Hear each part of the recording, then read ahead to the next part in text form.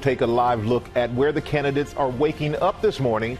Joe Biden is in his home state, Delaware, and President Trump at the White House. They both have been busy days ahead of as they make their final case to America. The oldest two candidates in American history, offering two very different visions of America, often speaking to what seems like two very different Americas as we face a raging pandemic that has cost more than 230,000 lives, millions of jobs. The candidates are taking nothing for granted in these final hours. President Trump barnstorming 4 states Monday.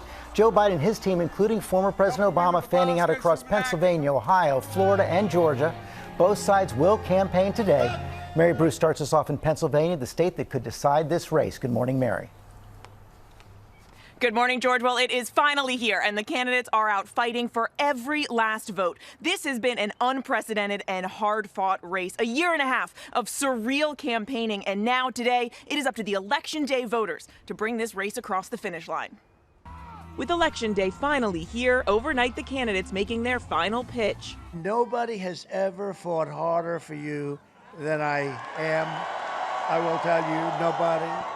We have to win this. We have to win this together. We can do this. Joe Biden fired up at his last drive-in rally in Pittsburgh. In the closing frenzy, the former vice president visiting Ohio and barnstorming Pennsylvania. The power to change this country is in your hands.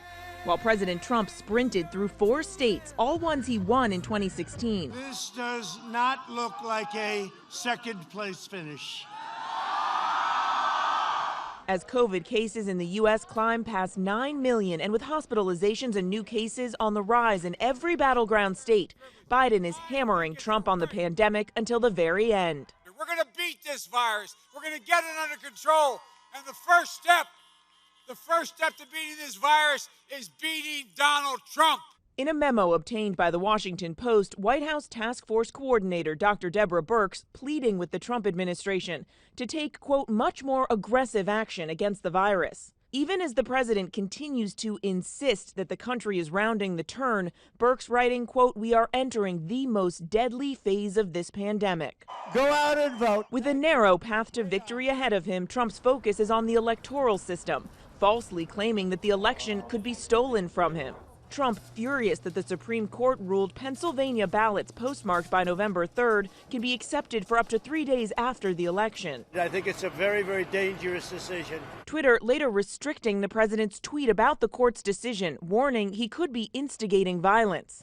Biden saying Trump can't stop every vote from being counted. I don't care how much Donald Trump tries. There's nothing he's going to do to stop the people in this nation from voting.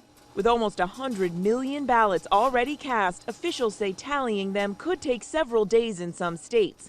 And that's not a sign that anything is wrong. But this morning, both sides are gearing up for potential legal battles over the results and a fight for the White House that could last far beyond Election Day.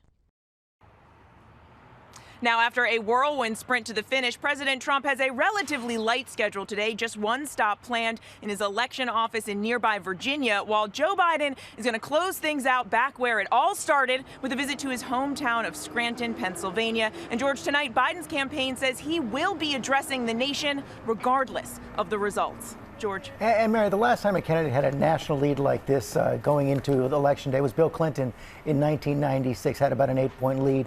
Does the mood inside the Biden campaign reflect that?